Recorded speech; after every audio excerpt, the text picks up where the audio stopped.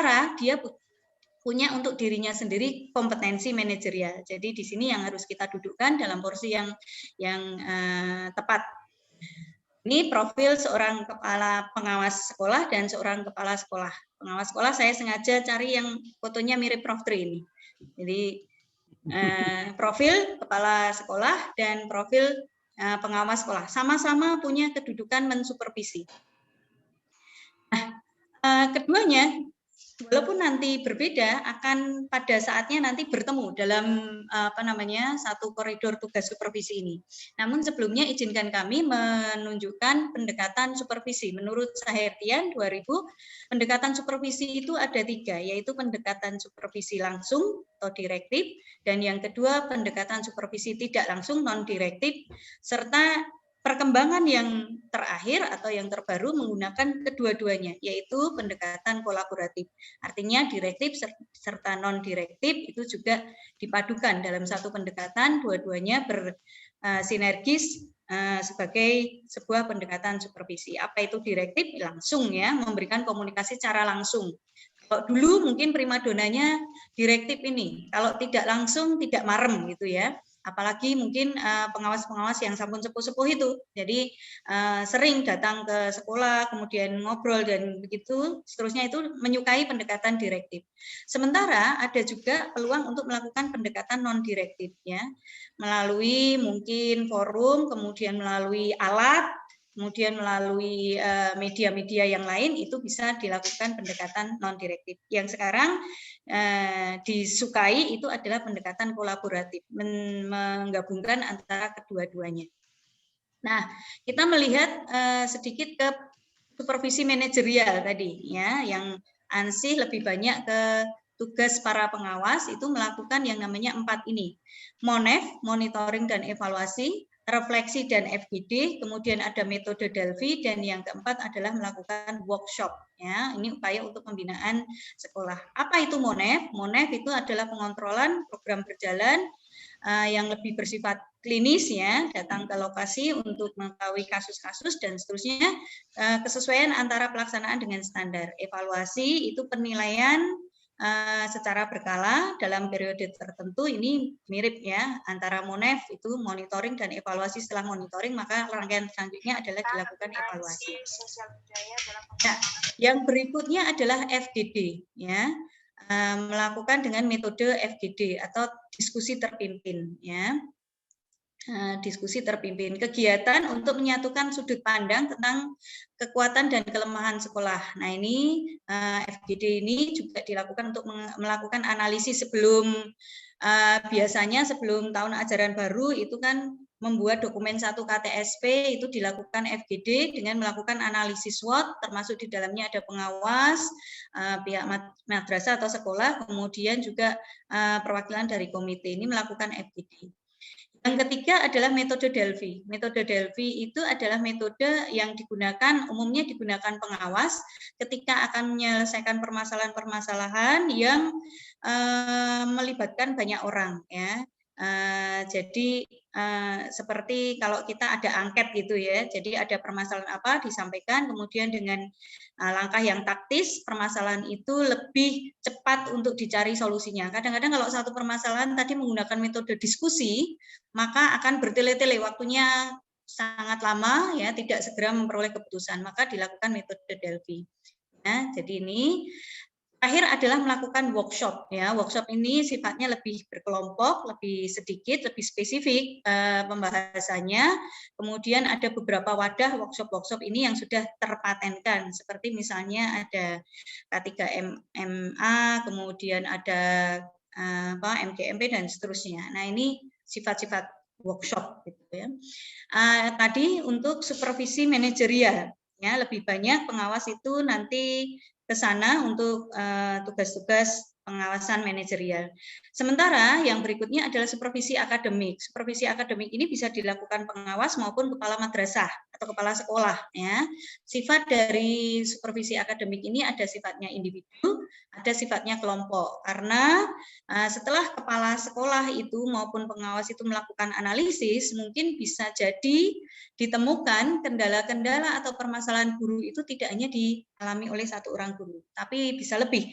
Maka kalau lebih dari satu orang guru, penanganannya atau teknik yang digunakan itu tidak satu persatu, melainkan dikelompokkan. Maka ada teknik supervisi individu maupun kelompok. Skemanya seperti ini, Bapak Ibu.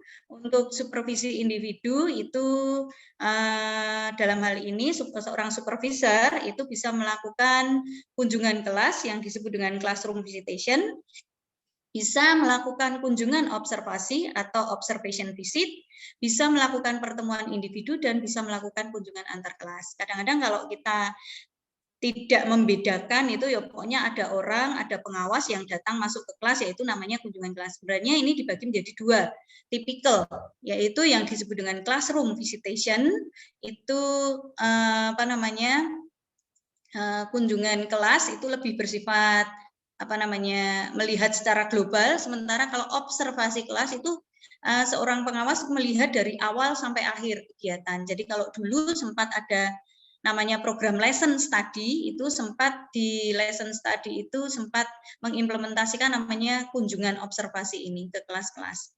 Kemudian ada pertemuan individu, seorang supervisor itu mungkin menjaga privasi setelah memperoleh temuan dari gurunya, dia privasi untuk tindak lanjutnya, maka bisa dilakukan pertemuan individu. Pertemuan individu ini ada namanya office conference yang dilakukan di ruang guru, ada namanya classroom conference, office conference yang dilakukan di ruang yang disepakati, bisa di ruang kepala sekolahnya, bisa di ruang guru, tapi semoga tidak hanya berdua gitu ya, karena bisa terjadi hal-hal yang tidak diinginkan jika hanya guru dengan kepala sekolahnya saja.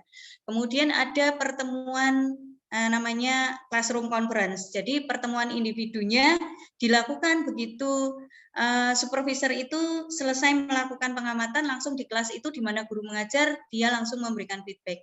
Ada yang namanya casual conference, di mana saja saat bertemu dia bisa memberikan feedback. Jadi untuk pertemuan individu ini variannya cukup banyak. Kemudian ada juga yang namanya kunjungan antar kelas. Jadi kunjungan antar kelas itu cara agar individu belajar bagaimana memperbaiki pembelajarannya, namun tidak didikte, melainkan dia diminta untuk belajar didampingi oleh pengawas, diminta untuk belajar dari kelas yang lain atau model guru yang lain. Jadi ini untuk supervisi individu, penyakit yang hanya diderita oleh masing-masing guru.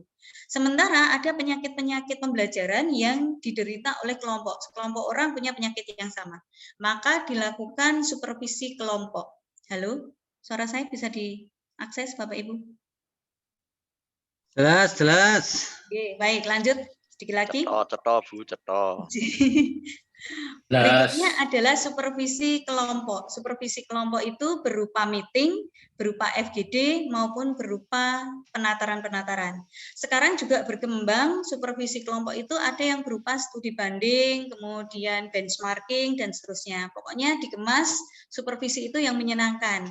Jadi kalau mindset zaman dulu supervisi itu menakutkan, sekarang itu sudah tidak ngetren lagi. Sekarang itu yang ngetren itu adalah supervisi bersahabat atau sering disebut FISBAT gitu ya. Supervisi bersahabat di mana antara supervisor dengan guru yang disupervisi itu ada hubungan keakraban sehingga lebih mudah dalam mengeluarkan unek-uneknya. Kegiatannya juga dibuat semakin menarik. Ini penjelasan lebih rinci tentang tadi yang kami sampaikan, ada observasi kelas, kunjungan kelas, dan lain-lain. Kesimpulannya, ya, mungkin lebih seru nanti kalau lebih banyak kita sharing pengalaman, terutama bagi teman-teman ini yang sering mengalami supervisi.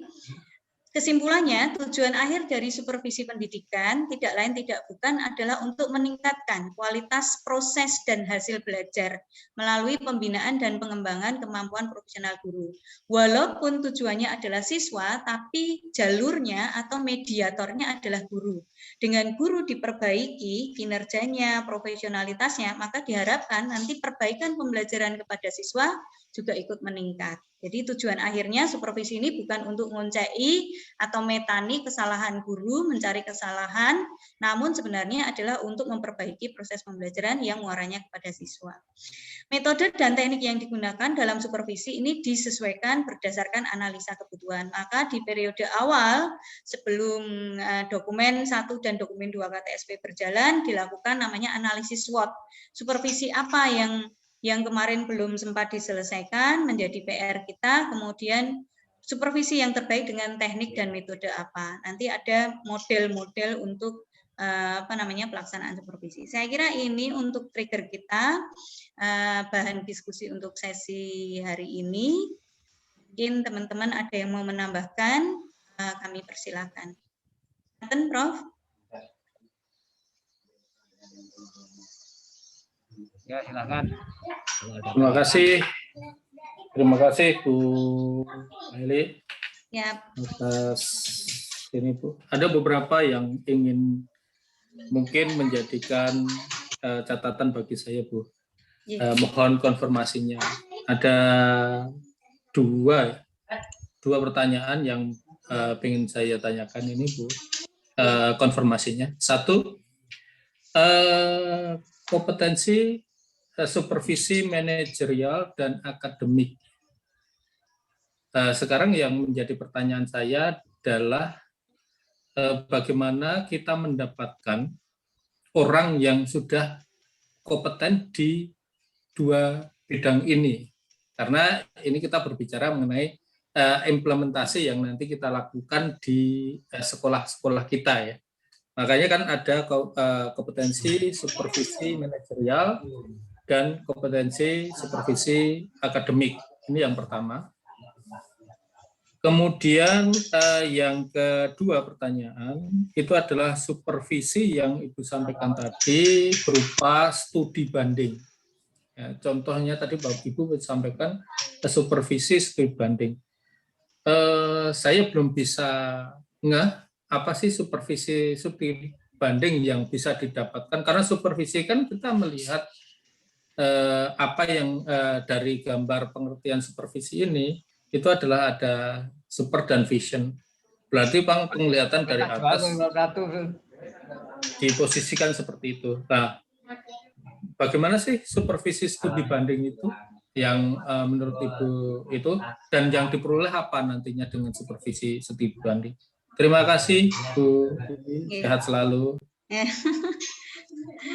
Ternuwun Pak Anugrah, mau dikumpulkan dulu pertanyaan atau langsung dijawab Prof? Kumpulkan dulu aja. Mungkin satu lagi, monggo silakan teman-teman. Tapi jangan susah-susah pertanyaannya. Kayak Pak Anugrah ini susah. Maaf. Gampang. Ada yang lain? Apa kita lanjut dulu? Dijawab dulu. Baik, siap. Baik, sambil menunggu teman-teman mungkin menyiapkan pertanyaan berikutnya, akan coba kami jawab. Untuk jika ada nanti hal-hal yang belum lengkap, mohon bisa dibantu dengan teman-teman menjawab. Yang pertama, tentang pertanyaan bagaimana sih kriteria orang yang kompeten di bidang supervisi manajerial dan supervisi akademik. Ya. Artinya mempertanyakan kompetensi. Ya, seorang kalau saya gini menjawabnya. Seorang supervisor itu, kalau kita bicara ini dalam artian diartikan seorang pengawas pendidikan, maka seorang supervisor itu sudah harus punya kompetensi dua-duanya. Karena saat menjadi seorang pengawas, itu sudah melakukan seleksi, uji, mereka punya kemampuan supervisi manajerial dan supervisi akademik. Artinya pemahaman tentang hal ini, konsep tentang supervisi manajerial dan akademik, paling tidak sudah harus memahami. Kemudian mereka juga memahami juga tupoksi mereka dalam melaksanakan tugas. Apa itu tugas manajerial, apa itu melakukan tugas supervisi akademik. Jadi bagi seorang pengawas mereka harus juga punya kompetensi dua-duanya ini. Kompetensi manajerial itu terkait dengan tugas-tugas seorang manajer, seorang kepala madrasah, seorang kepala sekolah itu tugasnya tidak hanya mengatur tentang pembelajaran, tapi lebih luas skupnya di 8 standar itu mungkin tentang pengelolaan, tentang hal-hal yang di luar pembelajaran itu juga harus disupervisi atau dipantau oleh seorang supervisor. Jadi ini supervisor dalam tanda kutip pengawas. Sementara kepala sekolah itu sendiri dia juga sebagai seorang supervisi juga. Namun supervisi mereka bukan kapasitas, mereka seperti pengawas tadi, tapi mereka membantu guru-guru dalam melaksanakan pembelajaran atau kegiatan akademik. Ya, jadi seorang kepala madrasah, seorang kepala sekolah itu harus bisa membantu guru-guru dalam melakukan kegiatan akademik, salah satunya dengan melakukan tugas supervisi akademik. Nah, di sini kita posisikan, jadi ada 2 orang dengan melakukan tugas yang sama dan juga sekaligus juga berbeda porsinya gitu ya. Nah, bagaimana orang-orang ini bisa dianggap kompeten ya? Mereka kan masing-masing sudah punya peraturan gitu ya, menjadi landasan. Nah, bagaimana kita memilih orang yang kompeten ini? Kalau pengawas jelas ya, dia harus punya kompetensi ini diuji, di-maintain dan seterusnya. Sementara kalau kepala sekolah dalam konteks ini kita berbicara tentang sekolah, kadang-kadang kepala sekolah itu melakukan tugas supervisi itu dibantu oleh guru-guru senior misalnya seperti itu. Ya, jadi dibantu oleh orang lain. Mungkin karena jumlah gurunya itu ada 80, tidak mungkin dalam 1 tahun dia melakukan tugas supervisi sendiri. Namun di sini sebaiknya sebagai seorang kepala sekolah dia memiliki kriteria bagaimana memilih orang-orang yang akan membantu tugasnya. Otomatis utamanya adalah waka kurikulum gitu ya, atau bisa jadi juga dalam kegiatan, kita punya beberapa kegiatan sebenarnya kalau di sekolah. Konteks ini saya tidak memahami di perguruan tinggi ya Pak Anugrah dan teman-teman yang ada di perguruan tinggi, nanti mungkin bisa menganalogikan dengan pengalaman yang ada di perguruan tinggi. Kalau di sekolah itu kepala sekolah itu punya kewenangan untuk memilih beberapa guru untuk menjadi penilai kinerja guru gitu ya, penilai kinerja guru. Di mana penilaian kinerja guru dan pengembangan keprofesionalan berkelanjutan ini bisa jadi bahan yang sama, bahan pendukung juga untuk supervisi kepala sekolahnya gitu. Jadi di sini ada tugas fungsi kepala sekolah yang bisa dibantu, tidak hanya dia sendiri mensupervisi 80 orang, walaupun kita tahu bahwa tanggung jawab utama supervisi akademik terutama di sini ya, itu adalah kepala sekolah. Namun dalam pelaksanaan PKB dan PKG-nya, dia bisa dibantu beberapa guru yang terpilih dengan kriteria yang sudah ditentukan. Jadi kalau di sini kompetensi itu ya harus memahami satu konten, 2 secara kepangkatan, dan ketiga dan pengalaman dan hasil penilaian dia sebelumnya. Jadi ada beberapa pertimbangan. Tidak mungkin guru baru mensupervisi guru yang lebih sepuh atau lebih senior.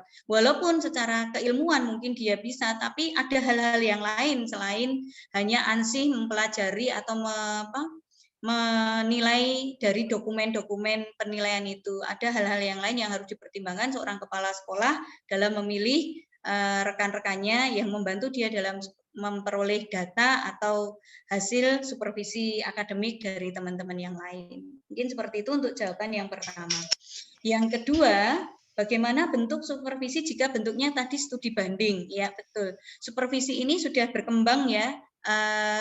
Kalau dulu itu mindset kita mungkin hanya Pak pengawas gitu ya, datang ke sekolah, kemudian keliling-keliling melihat, kemudian membaca dokumen-dokumen. Namun sekarang berkembang dengan sesuai dengan perkembangan pendidikan kita, bahwa jenis-jenis supervisi itu bisa ada bentuknya, ada tadi, ada kunjungan kelas, ada observasi kelas, bahkan ada yang namanya diskusi, ada yang namanya studi banding, benchmarking. Nah, bentuknya terus seperti apa benchmarking itu. Jadi sama sebenarnya ya di tahapan supervisi ini, benchmarking itu bisa dalam posisi awal maupun posisi akhir rangkaian supervisi itu, Pak Anugrah. Misalnya ya, ada di hulu atau di ending, ya, ada di hulu atau di hilir. Artinya, misalnya kita melakukan benchmarking, kita melakukan studi banding itu untuk mempelajari ya keunggulan-keunggulan dari sekolah lain. Kemudian kita bawa, kita bandingkan, kemudian kita pelajari, kita terapkan di sekolah kita, gitu ya. Kemudian hasilnya kita evaluasi. Atau bisa juga kita sudah melakukan satu hal yang sama dengan sekolah yang kita tuju, tipikal sekolahnya atau tipikal instansinya, nanti kita datang ke sana untuk membandingkan hasil yang selama ini kita lakukan itu posisinya ada di mana, apakah sama, apakah di bawahnya atau apakah di atasnya. Jadi bentuk dari benchmarking ini lebih ke treatmentnya itu seperti apa, apakah sudah tepat dengan posisi kita atau belum. Nah sebelumnya tentu ada dihapus dulu Mbak Lili, screennya ditutup, Prof.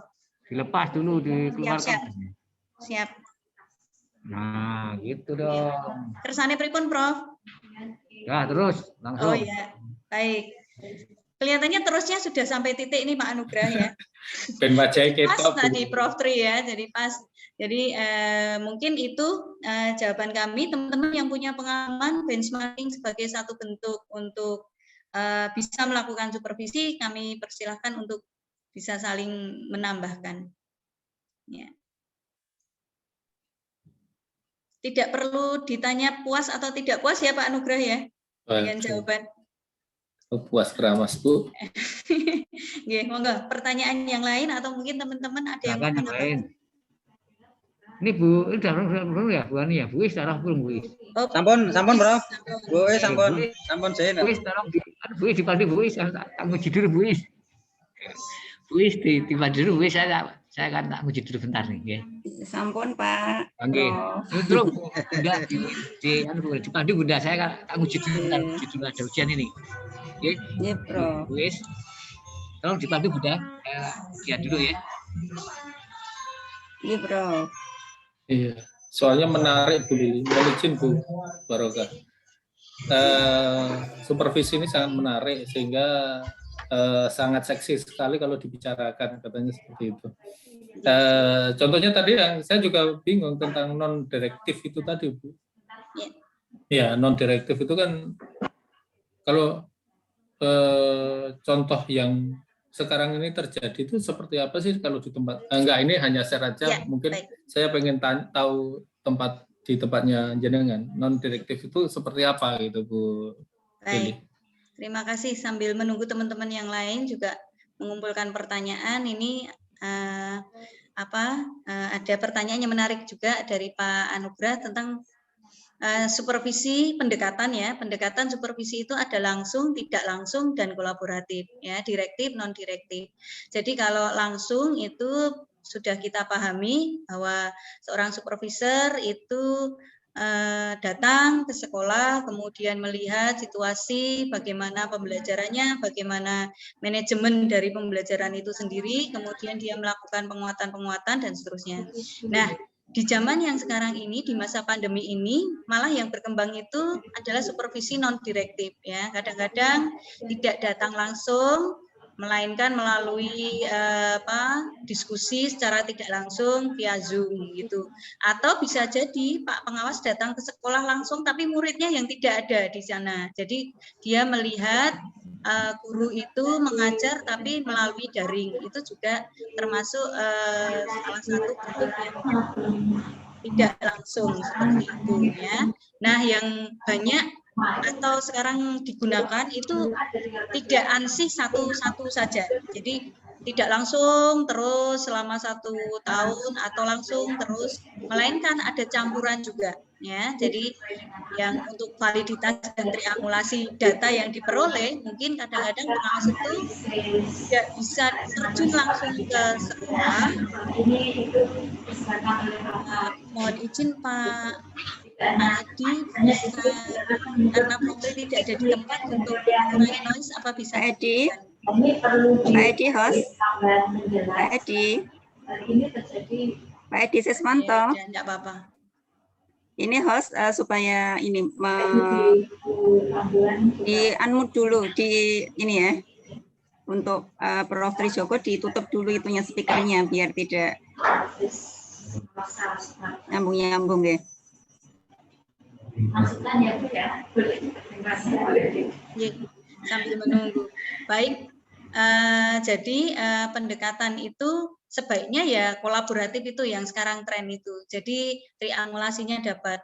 Ada media yang digunakan, mungkin rekaman ketika pengawas itu tidak bisa langsung, ada observasi dari pihak ketiga, orang-orang yang dia tanyai, atau kadang-kadang dia juga perlu suatu waktu untuk datang langsung. Nah, tidak direkomendasikan kita memperoleh bukti itu tanpa mencoba keduanya, tidak direkomendasikan, kecuali memang force majeure dalam keadaan yang tidak memungkinkan. Jadi ya untuk lebih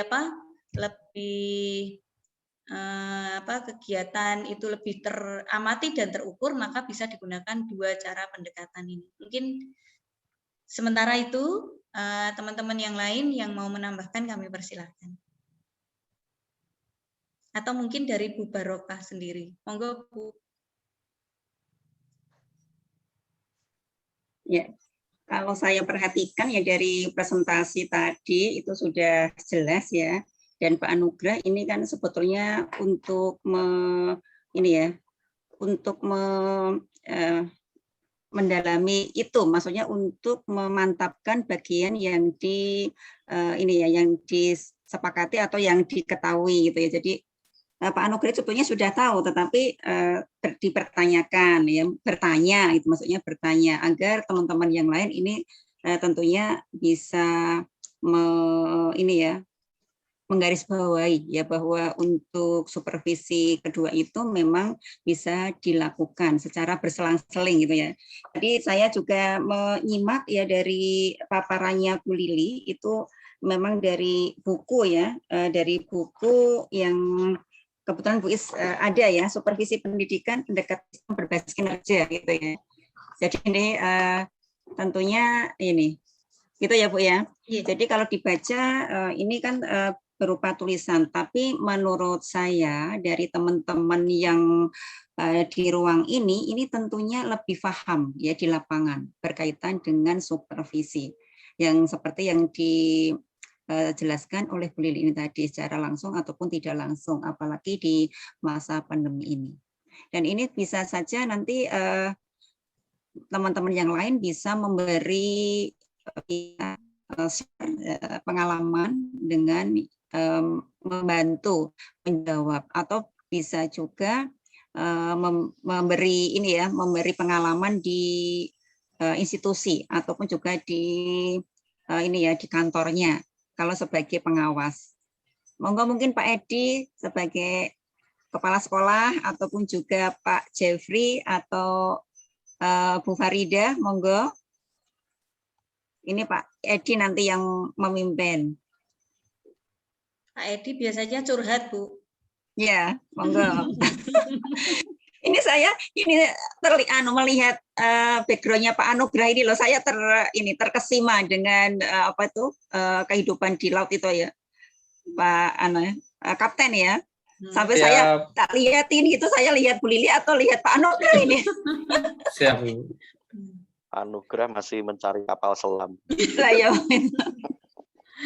Enggak, silakan teman-teman jika ada tambahan penguatan.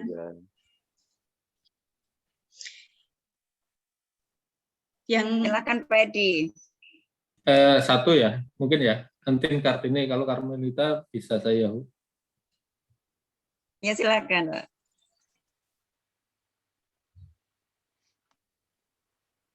Enggak, Bu, lanjut aja, lanjut. Mohon maaf.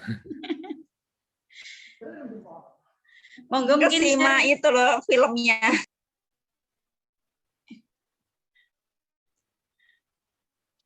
Mungkin bisa share dengan silakan. Sistem di perguruan tinggi juga teman-teman. Monggo silakan.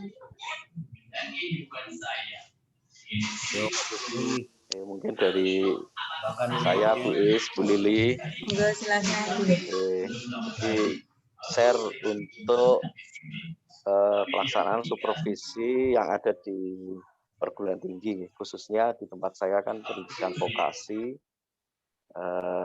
di bawah Kementerian Kesehatan. Jadi sebetulnya kalau yang dilakukan di sekolah ya, itu memang tidak ada Ibu di tempat kami. Sampai dengan pengawas sekolah, kemudian pembimbing, supervisor itu memang tidak ada. Jadi di tempat kami mengandalkan kalau dari internal itu merujuk pada SOTK yang berlaku. Nah, di tempat kami ada di bawah direktur itu ada namanya SPI ya. Jadi SPI yang posisinya itu segaris di atas para ketua jurusan. Nah, di SPI ini ada struktur-struktur yang mana salah satu tugas dan pokok fungsinya adalah melakukan monitoring dan evaluasi. Tidak hanya sekedar permasalahan-permasalahan yang berhubungan dengan administrasi keuangan, tetapi juga terhadap pelaksanaan akademik dan juga pelaksanaan tridharma perguruan tinggi. Nah, di samping itu, di samping struktur atau organ SPI, fungsi yang disebutkan Bu Lili banyak tadi tentang supervisi itu dilakukan oleh pimpinan. Jadi pimpinan di sini kalau yang berhubungan dengan program studi ya dilakukan oleh ketua program studi. Ketua program studi, di atasnya ketua jurusan. Ini kalau di tempat kami. Nah, di bawah Kaprodi itu ada bagian yang namanya monitoring dan evaluasi.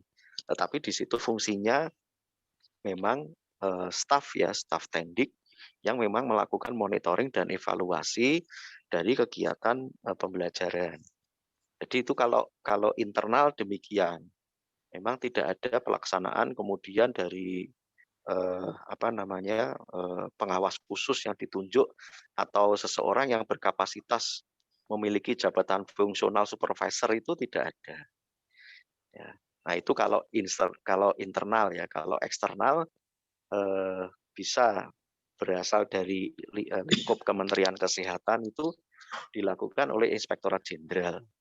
Itu kalau di luar Satker, di luar kampus, tetapi masih dalam lingkup Kementerian Kesehatan. Kalau di tempat kami kira-kira ngaten Bu Is, matur nuwun sekedar sharing. Boleh menambahkan ya. Monggo Bu Arin. Jadi ini ada pengalaman memang sebelumnya, ini saya menambahkan Pak Jeffrey ya. Ketika kami sebelumnya kami itu akademi masing-masing, kemudian bergabung dalam Poltekkes Ibu.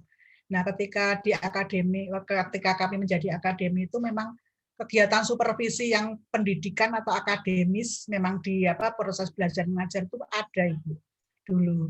Tapi kemudian setelah bergabung ini kita menjadikan satu kesatuan di dalam kegiatan evaluasi begitu ya. Jadi tidak spesifik untuk proses belajar mengajarnya gitu. Nah, saya sendiri ini kebetulan di prodi itu memang sesekali ingin juga sih mensupervisi dosen karena memang banyak sekali mungkin keluhan-keluhan dari mahasiswa begitu.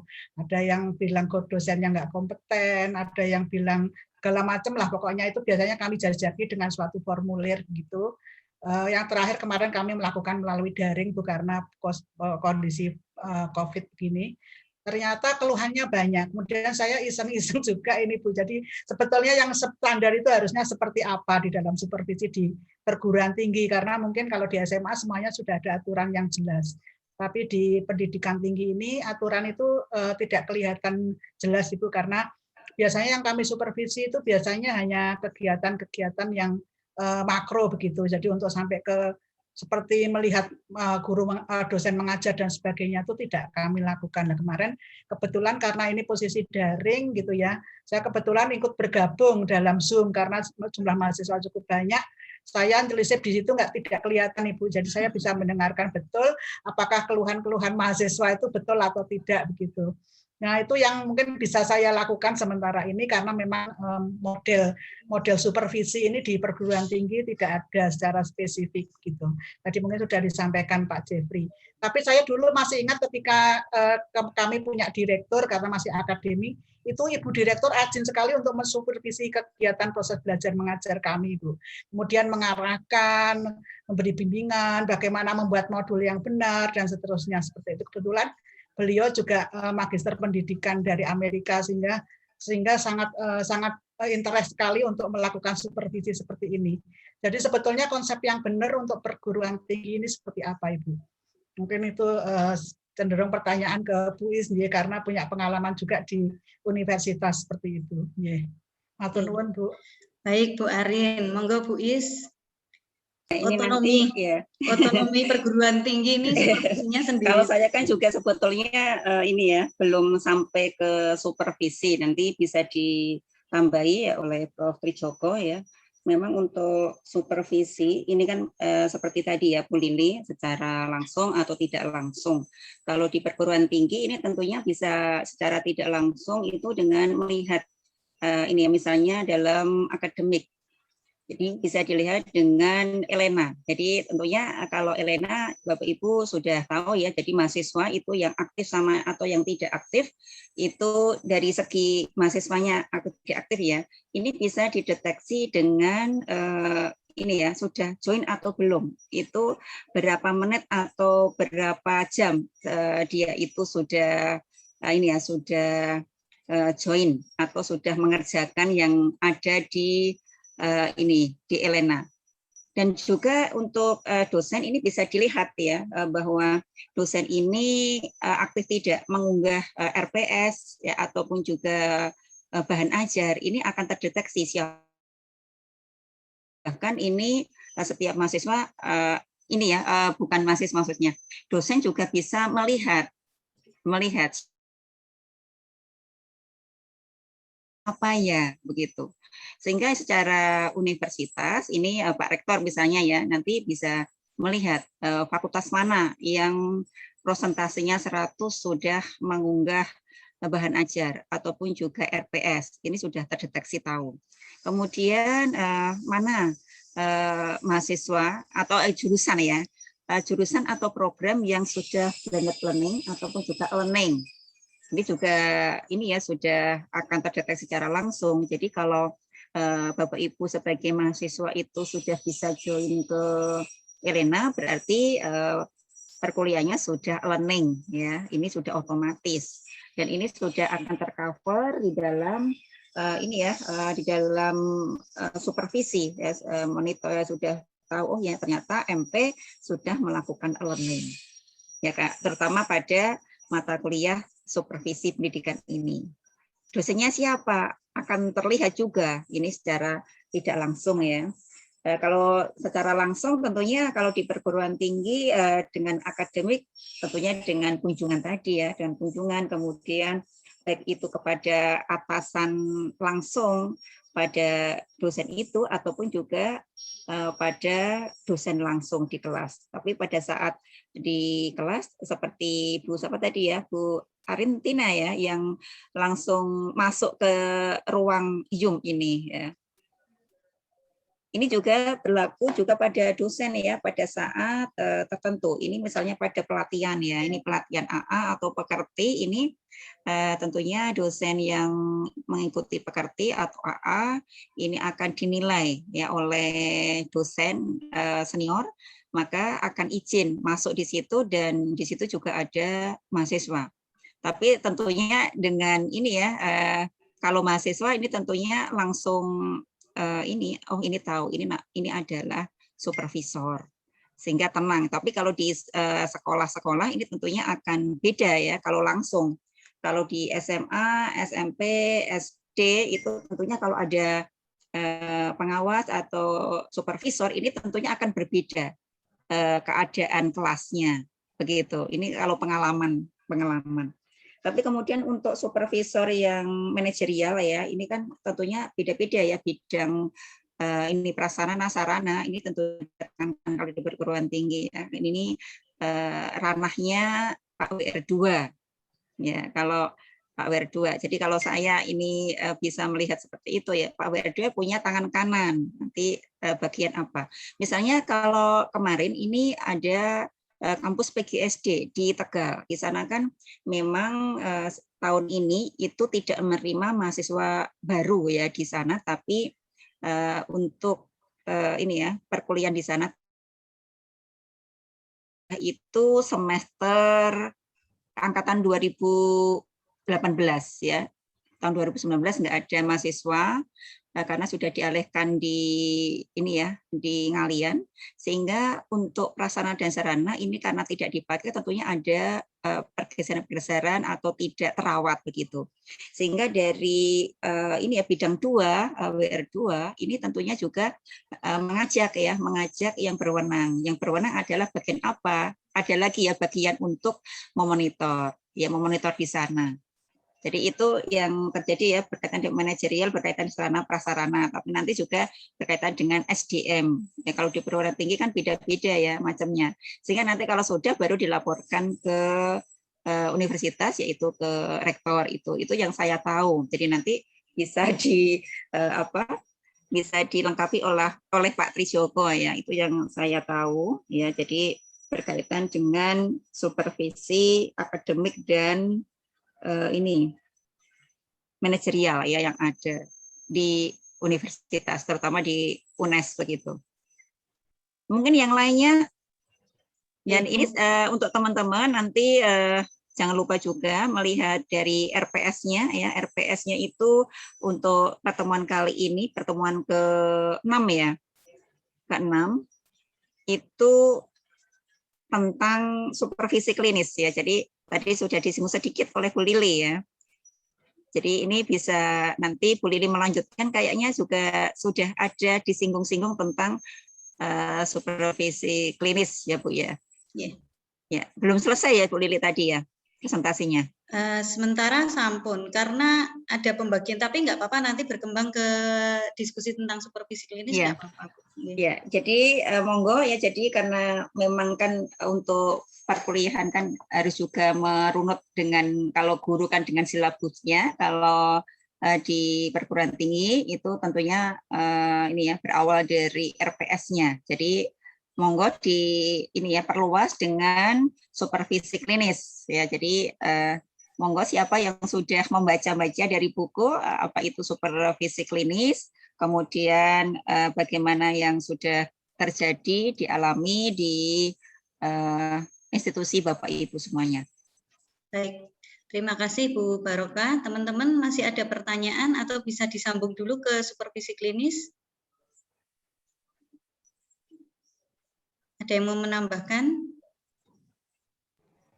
Ingin menambahkan Bu Lili juga Bu Farida ya. Barokah, mungkin kaitannya dengan yang supervisi, kalau yang di perguruan tinggi memang tentu saja kami tidak paham, tapi yang kami lakukan di sekolah itu kaitannya dengan direktif, non-direktif, dan kolaboratif. Yang disampaikan Bu Lili tadi mungkin sangat benar ya, kalau yang direktif itu seolah-olah ini memang yang terjadi saat ini itu yang direktif itu, baik itu online ataupun offline itu tetap direktif. Jadi guru menyampaikan, kemudian pengawasnya nanti memberikan masukan atau langkah-langkah apa yang harus dilakukan, itu secara langsung itu direktif, guys. Meskipun kita berbantuan online seperti yang kami lakukan di sekolah di era pandemi ini, kami tidak mendampingi, tetapi supervisinya semuanya video, RPP, dan kegiatan yang ada itu sudah terekam di dalam Microsoft Teams, dan juga linknya itu diisi oleh guru. Nah, di situ tetap sifatnya masih direktif. Nah, untuk melakukan yang non-direktif ini memang butuh ini, Bu Barokah ya. Kalau yang non-direktif ini kan guru melakukan dulu, kemudian ide-idenya apa, supervisornya nambahkan. Nah, selama ini masih belum bisa berjalan dengan baik, apalagi yang kolaboratif. Jadi mungkin kalau di level kami, terutama di SMK, itu memang masih lebih banyak yang direktif menggunakan psikologi behaviorism ini. Kemudian kaitannya dengan itu juga, kalau tadi Bu Lili menyampaikan mungkin yang melakukan supervisi bisa wakilnya. Nah, di sini tuh ada aturan nggih. Kalau golongannya 3C, dia nggak bisa mensupervisi 4A. Sedangkan waka-waka saya tentu saja pinginnya kan sing nom-nom sing jak melayu. Itu yang golongannya masih 3B, 3A. Namun secara ini lebih bagus. Nah, di situ akan timbul gap. Nih Bu Barokah, Bu Lili, akan timbul gap. Sementara secara aturan tidak bisa mensupervisi, tetapi sebenarnya minimal pangkatnya sama. Ya, minimal pangkatnya sama. Tapi secara kemampuan dan sebagainya, memang sebenarnya waka-waka ini, terutama yang terpilih itu pastikan dia mempunyai potensi yang luar biasa. Jadi mungkin di sini bedanya yang di perguruan tinggi dan di sekolah, terutama kami yang berpengalaman di SMK itu mekaten Bu Barokah, jadi 23 tahun jadi guru, itu ya supervisinya direktif. Yang kolaboratif malah belum pernah. Non-direktif itu pun baru kami lakukan. Ya, gitu. Jadi, dan yang perlu dianu ini mungkin Mbak Lili, non-direktif itu bukan artinya tidak langsung dilihat ya, tapi step-stepnya itu nggih. Jadi tadi kalau Pak Anugrah nanti benang merahnya nanti agak miring nanti. Kalau direktif itu kudu langsung, yang non-direktif itu by online, mboten ngoten, tapi kan pendekatannya yang berbeda. Itu terima kasih. Menurut pengalaman kami seperti itu, Bu Barokah, nuwun sewu, Mbak Lili dan teman-teman. Matur suwun. Terima kasih. Ya, betul itu pengalaman Bu Farida mungkin juga dialami teman-teman yang lain.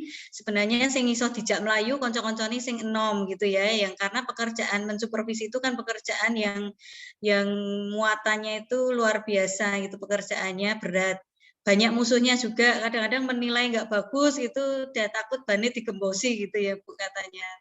Kodo-kodo guru kok gitu ya, memberikan penilaian yang nggak baik gitu. Jadi ini penuh tantangan sebenarnya untuk kegiatan penilaian ini, kegiatan supervisi ini, hanya nanti kita juga dihadapkan pada regulasi-regulasi yang tadi yang menyusahkan kita untuk membuat keputusan yang tadi yang menurut kita bagus, misalnya ini ada guru-guru muda yang mau profesional, yang mau memberikan contoh profesional tapi terkendala masih pangkat gitu ya.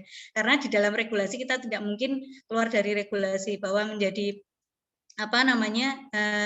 penilai kinerja guru sesama guru saja itu minimal pangkatnya adalah setara atau setingkat lebih tinggi. Jadi kadang-kadang kita dilematisnya ada di sana antara teori dengan praktek yang ada. Mungkin tambahan dari Bu Farida sangat melengkapi, jika ada memang tadi kurang lengkapan saya dalam menyampaikan, terima kasih sudah dilengkapi. Monggo teman-teman lain berbagi pengalaman, saya yakin ini kaya sekali dengan pengalaman. Sama dengan penilaian kinerja di perguruan tinggi, memahami penilaian kinerja di RA sebenarnya. Jadi mungkin bisa teman-teman yang di PAUD RA ini bagaimana model atau tipikal dari supervisinya. Monggo, silakan ada yang mau menambahkan atau mungkin melemparkan pertanyaan baru. Silakan yang lain di. Sudah ada Prof. Tri. Nah, lihat aja, dengar aja. Silakan yang lain kalau ada pertanyaan lagi perlu diperdalam. Ini menarik nih kalau kita banyak pengalaman tentu antara satu hal berbeda. Ya, pengalaman Bu Is berbeda dengan pengalamannya Bu Farida karena memang beda kelas. SMP dengan SMK itu memang di luar jangkauan kita itu memang sekolah yang aneh-aneh itu SMK itu. Sekarang SMK itu gedungnya bagus-bagus, Prof. Ya karena kebijakan pemerintah 70% itu SMK, 30% itu SMA. Tapi juga tidak fair ketika lulusan SMK justru ranking terbanyak penganggurannya kan juga aneh itu. Artinya juga tidak berhasil SMK-nya si Farida itu juga bikin pengangguran baru aja itu. Mungkin 100% kok, Prof. Apanya? Terserap ke dunia kerja. Terserap. Boten nganggur loh, Prof. Kalau SMK itu bagus, Prof. Jadi banyak langsung kerja. Faktanya nggak seperti itu. Neng kerjanya kerja apa nih ya? Yang nggak kerja itu bukan muridnya, gurunya. Kan SMK sekolah menengah ke bawah. Sesuai bidang kejuruannya enggak kerjanya. Ya sesuai toh, Sesuai ning Pak. garmen kabeh kayak Pak kata busana. Monggo Ya, silakan yang lain. tambahan Ini menarik yang ini. lain. Wah, dari Bu Is bagus sekali. Saya sangat setuju. Yang lain gimana? Ayo.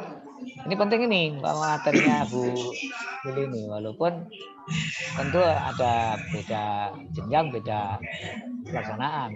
Kita berbanding dengan PAUD tentu sangat jauh teknisnya. Nah, apakah masih ada ditemukan ketika nanti Bu Lili mengatakan bahwa ini digembosi bane, ini dia itu siapa pelakunya, itu siapa yang seperti itu, siapa yang seperti ini, seperti apa? Siapa yang menjadi supervisor ini? Siapa? Apakah sebenarnya jawat atau memang orang yang memiliki kompetensi, artinya punya kewenangan itu loh. Siapa ini? Sampai kejadian seperti itu ini berarti udah sangat tidak rasional bicara soal itu dulu Prof. Dulu Sekarang kalau sudah nggak ada, Prof. Gembos ban gitu. Sudah nggak ada, Bro, sekarang, Bro. banyak itu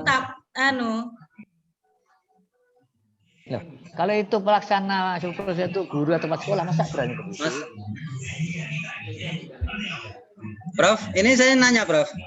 Ya. Jadi kalau kita lihat pelajari berbagai literatur supervisi ini, termasuk yang terakhir tadi disampaikan Bu Lili ini memang lebih cenderung karakteristik supervisi itu pada sekolah menengah ke bawah, Prof ya. Kemudian yang perguruan tinggi itu sangat berbeda karakteristiknya. Nah, pertanyaannya apakah harus ada pergeseran makna supervisi, Prof ya? Utamanya adalah supervisi yang sekarang model online itu. Artinya kalau tidak ada pergeseran makna, saya khawatir ya, justru konsep besar supervisi yang sering dilaksanakan di tingkat sekolah menengah ke bawah ini tergerus, Prof, maknanya. Dan itu tidak kita inginkan tentunya ya. Yang seperti apa yang tidak kami inginkan? Karena yang kita inginkan justru di tingkat bawah ini kan harus supervisi yang direct itu, yang membimbing, yang membina, memberikan solusi. Tetapi yang terjadi adalah ketika dengan model online saja tadi misalnya dengan sistem LMS ya, apalagi di perguruan tinggi ini juga saya kalau kita lihat makna supervisi apabila ditarik supervisi yang seperti di sekolah menengah ke bawah ini sangat jauh sekali perbedaannya, Prof. Ini aneh-aneh sampean. Jangan dibandingkan sesuatu yang memang berbeda. Ya, pembanding itu hanya yang dekat-dekat. Kalau itu sudah beda, ngapa dibanding-bandingkan? Aneh itu. Perguruan tinggi memiliki suatu ciri khas sendiri, memiliki suatu mekanisme sendiri. Seperti kami tidak seperti yang di jenjang di bawah. Memang seperti itu untuk jenjang menengah ke bawah itu iya, tidak ada di perguruan tinggi supervisi. Kami ada evaluasi kinerja di kami adanya, bukan itu aja. Walaupun maknanya hampir sama. Tapi yang kami lazim dipakai di perguruan tinggi itu evaluasi kerja namanya. Kalau di jenjang tempatnya si Marida itu memang sesuai dengan supervisi itu masih pembinaan. Nah, soal pakai metode apa online atau tidak lihat situasi. Ya selama ini namanya supervisi itu mesti langsung itu dari itu apapun dengan cara apapun, ya kan? Yang lazim lebih maksimal ya, Prof. Bukan cuma maksimalnya, karena memang itu mekanisme seperti itu. Nah, ketika ada kondisi yang sangat dekat ini dengan daring dengan COVID, tentu kita siasati dengan berbagai cara. Nah, yang ini tentu banyak kelemahan karena itu tidak familiar seperti semua orang itu loh. Belum familiar dengan model ini. Model direct itu yang kita harapkan. Sekali lagi, ada perbedaan yang diberikan antara mendidik dan mengajar. Ini yang kamu pahami. Nah, yang namanya supervisi itu lebih dekat dengan mendidik, bukan mengajar. Karena itu ada hadir orangnya. Harus hadir, kenapa? Siswa bisa melihat perilaku, bisa melihat karakter, bilang apapun. 3 hal itu, pengetahuan, sikap, keberanian itu kan muncul di situ. Ya, siswa bisa melihat keberanian gurunya, melihat karakter gurunya, kemampuan gurunya, meniru, melakukan tindakan itu. Orang kan meniru si Farida itu muridnya. Yun dengan mobil, Yun di terminal, itu kan mesti karena kan sini oleh siswanya. mindset betul di sini, otaknya ini udah selalu. Kita mendidik, bukan mengajar. Mengajar selesai. Kasih tugas, evaluasi, selesai. Tidak harus wajib ada tatap muka. Itu mengajar. Mendidik wajib hukumnya, kita harus hadir di sana. Hadir, detail, kita melihat, meniru, memahami, mengerti sikap gurunya, kepribadian gurunya, cara mengajarnya. Itu supervisi diperlukan tertentu, orang-orangnya tidak sembarangan. Mengapa diperlukan kelas menengah bawah? Karena memang diperlukan pembinaan dan samping banyaknya orang yang sekian juta orang itu. Di Pondok itu berapa orang? Itu hanya kan jatuh dengan jari dosen itu. Tapi di tingkat menengah ke bawah ribuan itu, jutaan itu guru-guru itu. Ini pasti ada yang error, maka diperlukan satu tindakan-tindakan yang sifatnya pembinaan, yang sifatnya kolegalitas, itu supaya kembali pada kitanya, ke profesionalnya itu lagi, cara ngajar yang baik-baik, membuka pelajaran, menutup pelajaran, menilai, mengevaluasi, itu menurut saya perlu diajari mereka itu. Karena apa? Sekarang modern ini justru tidak harus guru itu dari LPTK, itu persoalan kita. Orang bisa ilmunya oke, tapi cara ngajar belum tentu mereka pahami. Keilmuan oke mereka secara akademik, tetapi yang ilmu mengajar tidak semua paham. Karena memiliki satu ciri khas ngajar itu. Mulang itu ciri khas, mendidik itu ciri khas, tidak semua orang bisa. Diperlukan pengalaman. Maka walaupun dulu ada SPG, ada tuh IKIP, ya tetap aja diperlukan pengalaman ketika mereka mengajar. Joko Gini itu udah melalui 30 tahun, tadi Ida itu 33 tahun jadi guru. Itu masih seperti itu. Bayangkan kamu kalau Ida baru umur sekian, Edi itu berapa tahun, paling puluhan tahun dari guru. Ya seperti itu. Ya yang ini perlu, yang begini-gini perlu disupervisi nih, perlu dibina yang begini ini. Ya kan? Kami tidak perlu di pelantikan itu, sifatnya hanya monitoring dan kondisi kinerja dosen. Cukup kami itu dapat betul karena kami semua sudah punya satu karakter dan memiliki satu standar jelas kami itu, dokter dosen itu, ya kan, profesor dosen itu. Itu kan seperti itu ya. Jadi memang ada perbedaan. Maka jangan dibanding-bandingkan. Pembanding itu ketika mendekati, kalau jelas beda ngapain dibandingkan? Sesat kamu. Tidak bisa lah. Ya. Contoh bandingkan suaminya Lili dengan Trijoko, ya beda, beda dibandingkan. Ya, Prof, berarti lah. benar Prof ya, di perguruan tinggi itu enggak pakai istilah supervisi gitu ya? Monitoring di kami itu. Oh iya, berarti monef gitu ya. Sama saja, monef itu sama aja. Sama aja. Tapi konteksnya sama. Tapi lebih familiar kita bicara monitoring. Berarti untuk fungsi-fungsi ke upaya perbaikan mutu pengajaran yang kemudian pada output lulusan tentunya gitu tetap tersentuh ya dari monef itu Prof ya? Ya. Gimana? Fungsi supervisi terus dilakukan oleh siapa gitu Prof? Gimana? Di tingkat perguruan tinggi? Di perguruan tinggi. Jelas kami pimpinan, rektor. Internal nggih tapi. Internal. Dan kementerian itu tidak. Tapi kan bukan supervisi itu kan. Bukan ini makanya monitoring itu. Maka kami ada kerja itu monitoring. Oleh siswa mengisi kurang yang kami lempar dari dikti itu. Kan pernah mengisi dokumen toh? Kan mengisi itu. Yeah. Satu. Oh iya. Kerja dosen sama mahasiswa kan ada mahasiswa bagaimana? Kan cuma dikasih itu dan seperti itu. Kamu kan ngisi. Berarti Lili nggak ngisi itu Lili itu kalau itu. Saya ngisi Bro. Terus Bro. Saya ngisi saya. Ya, nah ini yang penting itu jangan pernah membandingkan satu yang sudah beda.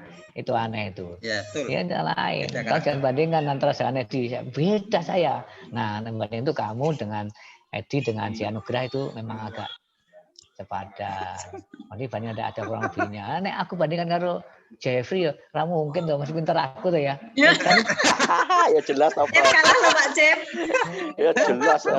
Membandingkan itu pas, udah beda dibandingkan bagaimana? Loh Pak Jeff dijawab lah, nopo gelut. Nah sekarang contoh nih, Neki membandingkan contoh lagi ya, realistis membandingkan. Saya bagi laki-laki membandingkan Ida, karena membandingkan si Lili, itu milih mana lah? Itu nek suruh milih mana? Bagaimana? Saya perlu istiqaroh memang. Setelah dulu saya tidak sembarang yang begini tak perlu emosional. Kami mesti saya istiqaroh ya pasti. Jangan Kalau bandingkan saya karo bisa, si langsung saya Yuli. jawab, Prof. Udah jauh karo Yuli. Jangan bandingkan karo itu. Jauh itu Yuli, jauh. Yang milih saya nanti saya jajak ke Prof. Nah iya. Loh, Bu Yuli Bandingkan kok jangan Bu Yuli wis bandingkan. dipilih Pak Nugraha, Prof. Silakan aja. Reto sing milih Bu Yuli wis Reto. Nek Nugroho milih nek Nugraha milih milih siapa milih Yuli? Alhamdulillah, wasyukurillah. Artinya aku punya wakil aku. Nggih, menandaskan tadi yang disampaikan oleh Prof Tri tadi. Menegaskan. Iya, menegaskan Prof. Iya.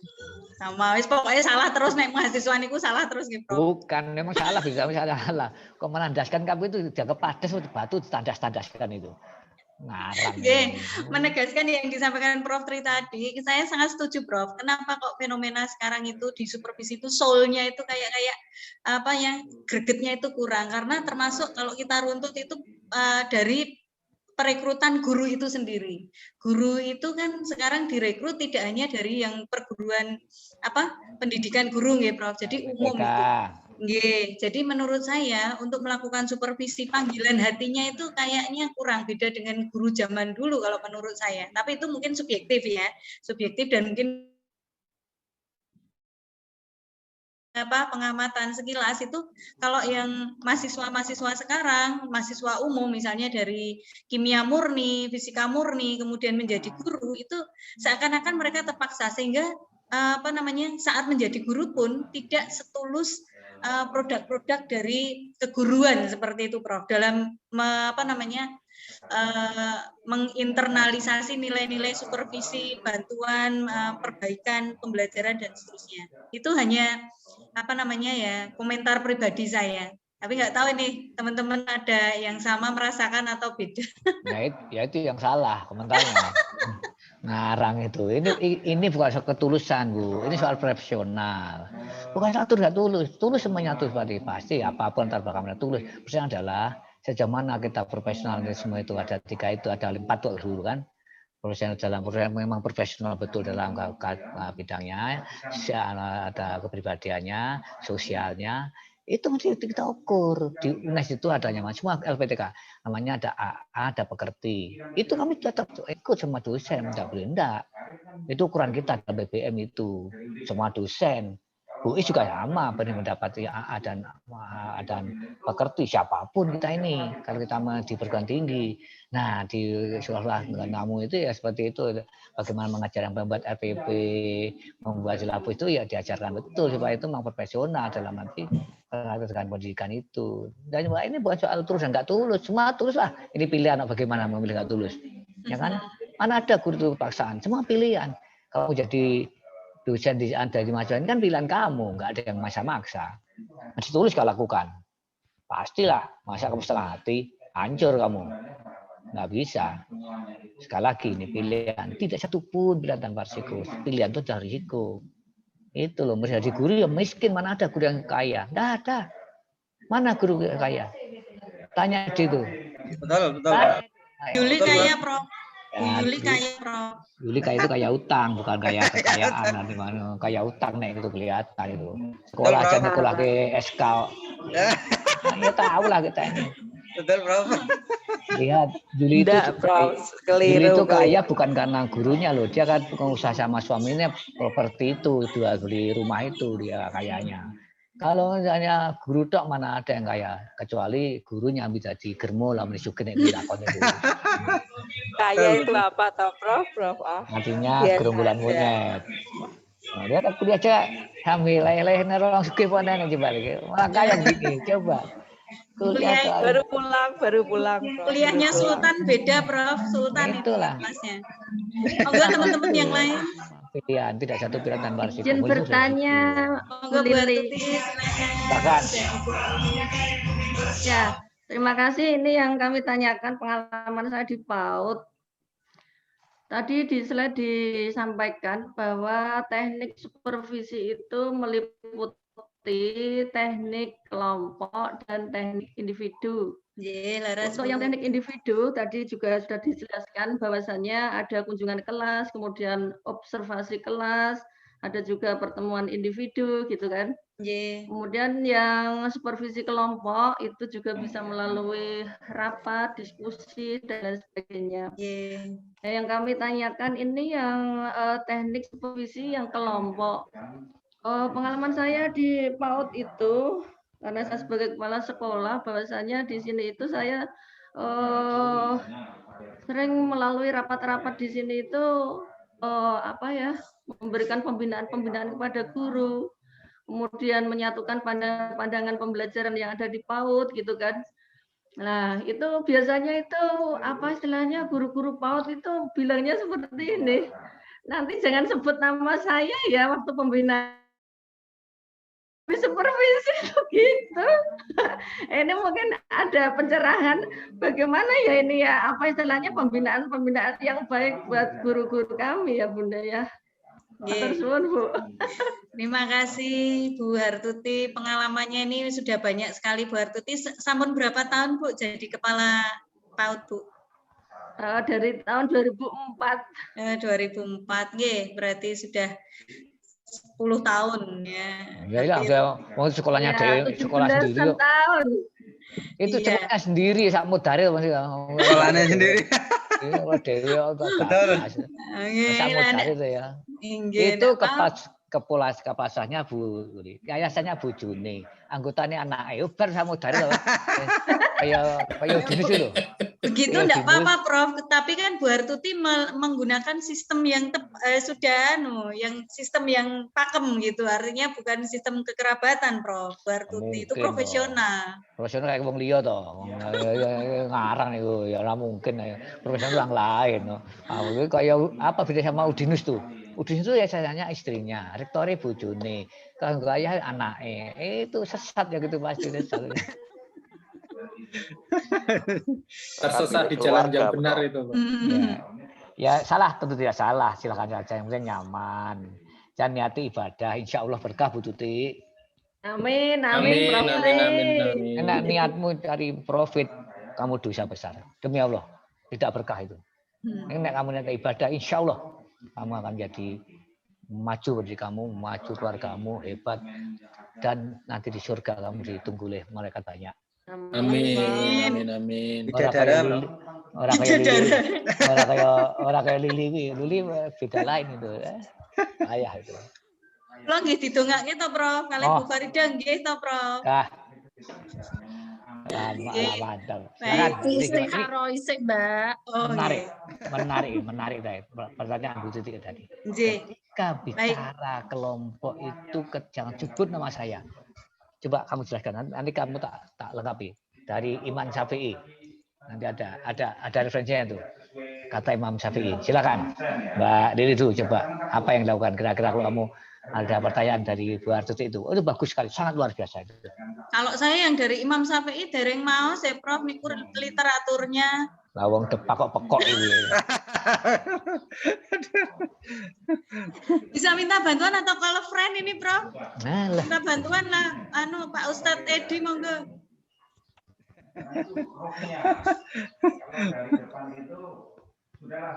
Sekarang ya, Prof, yang dari Imam Syafi'i itu skip mawon rumiyin, tapi saya punya jawaban untuk yang Bu Hartuti itu.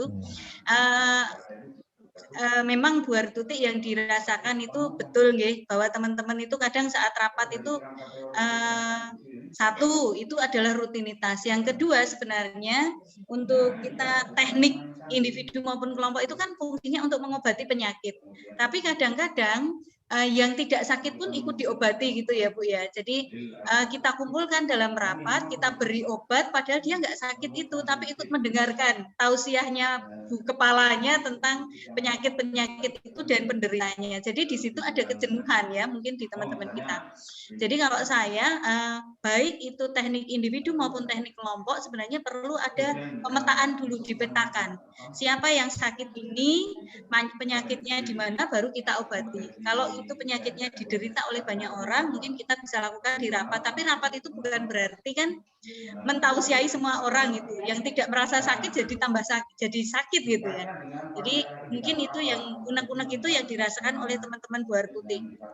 Ojo-ojo aku melakukan itu tapi disebut sebagai pelaku yang melakukan itu gitu. Jadi malah besoknya ngelokro. Jadi ketika ada teknik kelompok itu sebaiknya ya kita betul-betul memberikan minum obat yang tepat pada penderita yang tepat gitu. Ya mungkin sekali waktu pembinaan boleh, tapi itu kan hanya sekali waktu. Tapi pengobatan secara kelompok tadi mungkin lebih spesifik. Monggo Prof Tri yang tadi Imam Syafi'i dalam dereng maos sing niku. Saya tidak bisa bayangkan bagaimana perasaan suamimu di bojo koyo ngene iki. Aku nggak ngerti kayak apa bojone rasanya. Ya Allah, ana juga orang seperti ini ya. Heran kali aku. Ayo Prof, Imam Syafi'inya keluarkan. Nanti saya tanya. Tebak lu Prof ya. Aduh, Masya Allah, ada juga ya dunia seperti ini ya. Ya sama saja tuh kalau sisi lain Lilih seperti itu, sisi lain kayak Farida juga sama-sama susahnya sebagai suaminya. Saya pikir orang yang begini ya masih ada kelainan nih, ada deviasi nih. Wong-wong pinter nggih ngeten iki, Prof. Astagfirullahaladzim, sombong. Pinter ngapusi, Prof. Pinter ngapusi. Nah, daripada aku di ECC lah, yo mengece diriku sik to, Mbak. Aku pengalaman saiki yo. Baik, yang pertama itu khusus buat Bu Artuti. Kata Imam Syafi'i begini. Ketika kamu memberi fatwa, memberi pembinaan, memberi nasihat, Imam Syafi'i ini.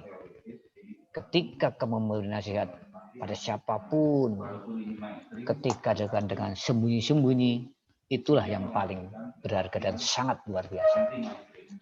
Tetapi ketika kamu memberi nasihat di sebuah umum, hakikatnya adalah penghinaan itu. Itu kata Imam Syafi'i. Sangat jelas itu. Kalau kamu teriak-teriak di zaman waktu rapat, teriak-teriak kamu dalam pacara, sebut namanya, itu penghinaan betul. Sakit orang itu. Memang ada persoalan. Mau menasihati, panggil ke kantor, secara face to face. Tidak langsung teriak-teriak seperti itu. Itu kata Imam Syafi'i.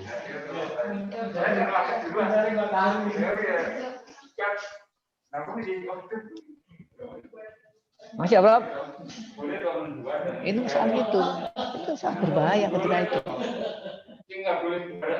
Itu harus kamu perhatikan betul. Siapapun kamu, apakah kamu kepala sekolah atau siapapun, itu sangat berbahaya. Kalau memang bernasihat, betul-betul kamu salah sembunyi-sembunyi.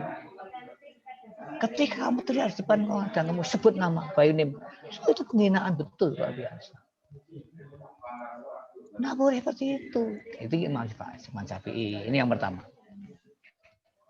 Yang kedua, ketika sesiapapun, kowe, aku, siapapun, apakah termasuk Farida, termasuk Lili, termasuk Anugerah, termasuk Edi, Jeffrey. Ketika kamu cepat lelah dan bosan dalam belajar. Ini, ketika kamu cepat lelah dalam belajar, kamu cepat bosan dalam belajar. Sungguh luar biasa perbuatan kamu. Kebodohan akan mendekati kamu dan kamu akan menyesal seumur-umur. Itu saja yang luar biasa. Hati-hati soal ini. Karena sekali lagi, Mbak, yang kita hadapi itu manusia hidup, bukan benda mati. Hati-hati kamu. Ya, yang kalau kita hadapi bukan benda mati. Yang bisa kita singkang, kita hina-hina. Tidak bisa. Nah, ini persoalan kita ketika tuh Imam Syafi'i mengatakan hati-hati kamu. Apakah seperti sebagai pembinaan dan apakah sebagai penasehatan? Lihat konteksnya. Jangan mengatasnamakan ini supervisi, kamu teriak, itu salah. Ada forum-forum mana yang dikaitan dengan supervisi, mana yang dengan pembinaan. Hati-hati. Jangan forum supervisi untuk teriak-teriak kesalahan orang. Kan penting saja pembinaan, memberi pembinaan, perbaikan yang pada muaranya perbaikan dalam pembelajaran, yang pada muara akhirnya adalah perbaikan dalam penilaian hasil belajar. Mesti harus sampai hati-hati yang ini. Dua hal yang harus berbeda, jangan kau banding-bandingkan lagi nih antara pembinaan, supervisi dengan penasihat, memberi nasihat. Pembinaan itu berbeda, hati-hati ini. Itu pesan Imam Baik seperti itu. Ketika memberi nasihat, sembunyi-sembunyi dong, jangan teriak-teriak. Itu betul nasihat, jangan luar biasa. Tetapi ketika kamu teriak-teriak di muka umum, memperingati umpama itu ada penghinaan itu. Sakit kamu. Sebetulnya coba bayangkan tadi katakan pengalaman Bu Dati, Pak. Ketika ada orang sebut di rapat, itu Joko itu sering malas gitu. Kan seperti itu. Yang bisa kalau kan adalah menggunakan alat pendidikan. Contoh, ketika semua melihat Trijoko itu bisa memberi contoh, insya Allah. Atau sebaliknya, coba semua seperti Trijoko, hancur negeri ini. Kan gitu baru. Padahal begitu, tidak boleh kamu sebut namanya. Tapi boleh mencontohmu, contoh ini, contoh itu, seperti itu, seperti itu, seperti itu. Itu yang konteks positif, tidak boleh katakan yang jelek. Itulah alat pendidikan yang normatif. Hati-hati betul kamu yang saya pesan. Karena sekali lagi, ketika kamu siapapun jadi pemimpinan dan pemimpin dan orang yang punya power dan kekuatan, hati-hati mau dikenal seumur hidup oleh orang-orang itu. Setelah itu kamu akan dibandingkan. Demi Allah akan dibandingkan kamu. Dulu ketika yang Pak Sukola ini seperti itu, ini seperti ini sih. Sama bersama Farida itu. Pasti anak buahnya membanding-bandingkan. Pasti udah. Sekarang tambah Pak Sukola ini datang ke kantor, itu masih dibanding-bandingkan. Dulu enggak pernah. Pak Sukola nongkrong di kantor terus. Karena pas yang dulu kok, pas yang dulu. Ini cerdas. Cerdas berbohong, bukan apa-apa. Hati-hati loh. Pokoknya umbulke terus dibleke ya. Biasa. Ya itulah. Jangan lupa kamu kan ada hidup di dalam organisasi. Saya pengalaman jadi pegawai negeri itu 36 tahun. Saya pernah jabat semuanya. Saya tolak ketika ditawari istri suaminya Bu Barokah, tanya beliau itu. Ketika Pak Rektor jadi rektor, saya kan salah satu prosesnya. Saya Joko jadi dekan satu lah. Betul Prof, saya nggak mau. Satu-satu di dunia mungkin ya. Yang kedua saya pernah keluar dari dua di VIP, ya, mundurkan diri. Coba mana ada, semua berubah jadi PD, jadi BTOK. Aku mundur Pak. Ditanjikan aku enggak gelem, tanya Pak Rektor, demi Allah bersumpah. Ditelepon Pak Rektor, telepon Pak Agus. Kau didikan Fitri, moh aku. Jadi wong enak ngene didikan reko semen aku. Karena konsekuensinya nanti kan dibandingkan pasti. Zamannya itu gini, itu juga begini. Enak baik, apa pun elek kan mati aku. Yang manusia itu hati-hati. Rasanya moral pada Bu Astuti, hati-hati karena yang dihadapi itu benda hidup bukan benda mati. Orang Japro sekarang dilem ketika masih Bu Farida, orang sekeliling terdegatnya akan ngangkat-ngangkat tuh pas baik. Tapi bagaimana lawan-lawannya Bu Farida? Oh pasti ada. Ilmu sosial makan begini. Setiap komunitas pasti ada 1-2 yang error pasti. Sebaik apapun Bu Astuti, sebaik apapun Farida, sebaik apapun Bu Lili, mesti orang senang pasti. Pasti dah. Udah pasti tuh. Sebaik apapun Jepri sebagai Wadir dua nih gone Poltek itu duduk wajahnya kayak kwitansi. Lihat Pak. Lama mati itu wajahnya itu. Alhamdulillah kelihatan bareng kalau mau jalan sama Jeffrey kelihatan betul. Ini wajah kwitansi, wajah banyak utang, wajah kelihatan itu. Ya kan? Tetap ini kan dibandingkan. Wah, apalagi masih 2 bukan kesejahteraan. Wah, kok John Jeffrey enak loh. Itu gantinya kakean itu jancok macam-macam. Ya sama sih Farida itu. Waktu Pak Sekolah sebelum Farida sangat familiar humanis. Sekarang standar Prof. Buktikan Prof. Suatu hari Prof Trijoko itu tak ajak ke sini tenan kok. Wong ini mung contoh marah lho, kan mung contoh. Saya enggak marah kok. Pembuktian kok.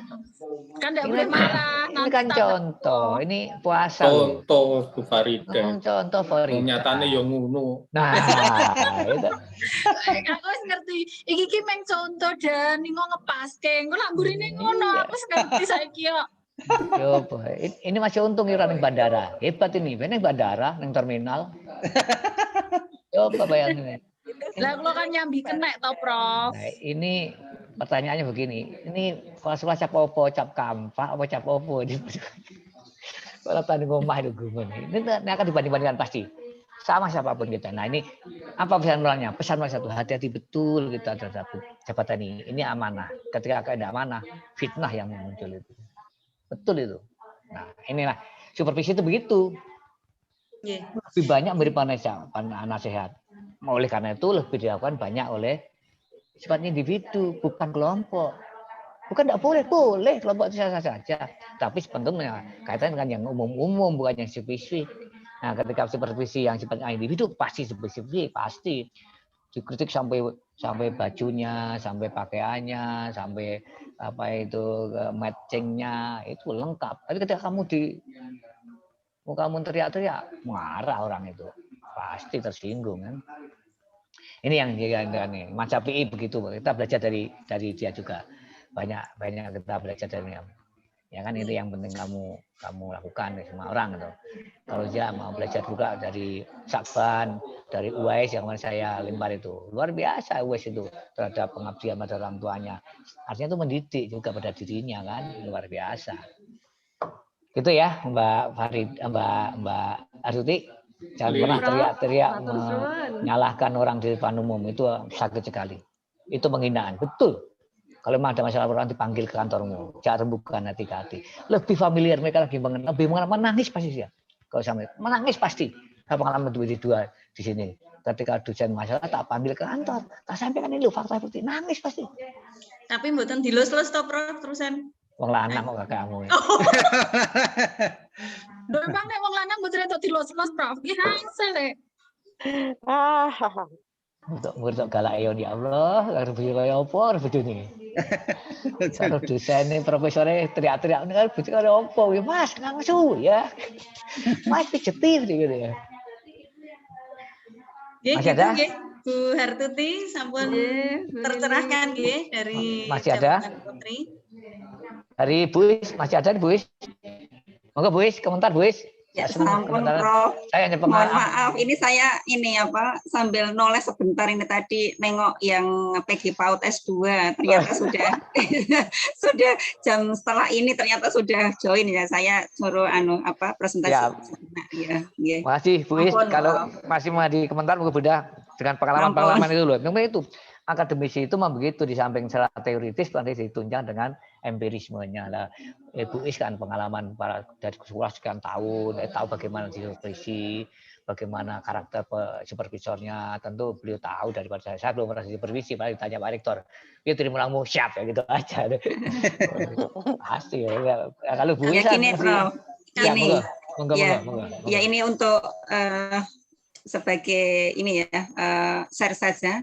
Jadi tadi kan ada yang disupervisi atau yang mensupervisi itu lebih muda ya, karena memang memiliki kelebihan ber-IT. Jadi tentunya ini sebagai kepala sekolah ini harus bisa membuat ini suatu klasifikasi untuk yang PP atau membantu pimpinan kepala sekolah itu memang yang muda-muda yang ber-IT-nya bagus, tetapi untuk tetap yang supervisi yang nanti dicaplek itu ya supaya mewakili itu tentunya yang memiliki kelebihan-kelebihan. Yang itu yang pertama tadi pangkat ya, jabatan, kemudian juga usia. Ini memang kalau di sekolah-sekolah ya SLTP, SMU itu akan sangat berpengaruh. Dan ini juga untuk yang muda ini bisa saja membantu di dalam penyiapan ini berkas-berkasnya, tetapi untuk yang supervisi tetap yang tadi yang senior tadi atau yang layak. Dan untuk itu akan lebih menghindari adanya tadi ya ketidaksenangan ya ataupun juga ketidakpuasan dari yang disupervisi. Dan ini juga benar sekali ya dari teman-teman tadi dan juga Pak Trijoko yang berkaitan dengan tadi ya kelompok atau individu tadi ya. Jadi ini memang lebih menukik ke individu dan kalau menegur atau untuk meningkat pembinaan itu bisa dengan individu ya, jadi yang dipanggil tadi ini lebih bagus karena memang ini ada beberapa teman ataupun juga pengalaman yang sudah dipanggil itu akan lebih mencurahkan kenapa seperti itu.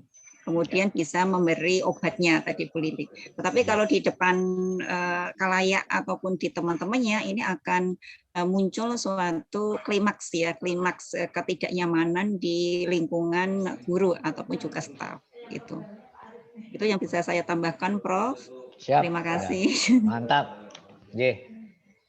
Saya cukup, Bunda ini teman-teman cukup ya, sudah setengah jam ini. Iya, Prof. Kita ketemu lagi minggu depan. Mudah-mudahan tetap sehat, jaga jarak, pakai masker, jangan lupa. Tetap bisa berada, tapi jangan pulang ya. Di rumah aja. Iya, Prof. Masih. Oke, Prof. Matur nuwun Prof Tri, matur nuwun Bu Barokah, makasih teman-teman siap. semuanya. Baik, lagi terima kasih Bu Lili dan ini memang Bu Lili secara pribadi ya, Bu Lili sendiri ya. Satu orang. Oh ya, sudah. Oke, siap. Terima kasih atas paparannya, tapi kritiknya adalah PowerPoint-nya itu tidak seperti itu. Namanya PowerPoint itu hanya ya, poin yang punya kekuatan, bukan kayak saya Merdeka baca gitu. Itu bukan PowerPoint itu. Buat seperti itu, bukan itu. Kalau gitu bukan PowerPoint itu. Ya, Prof. Tentu bagi yang lain loh, besok yang minggu depan ketika PowerPoint yang poin-pointer saja, namanya PowerPoint. Pas saya sama Merdeka mau pegel itu. Iya, Prof. Kan tadi sambil menunggu buka, Prof, ngetik-ngetiknya. Ya, nggak usah. Kamu tuh banyak alasan saja gue. Masa pikir bagaimana nih suamimu nih, heran saya.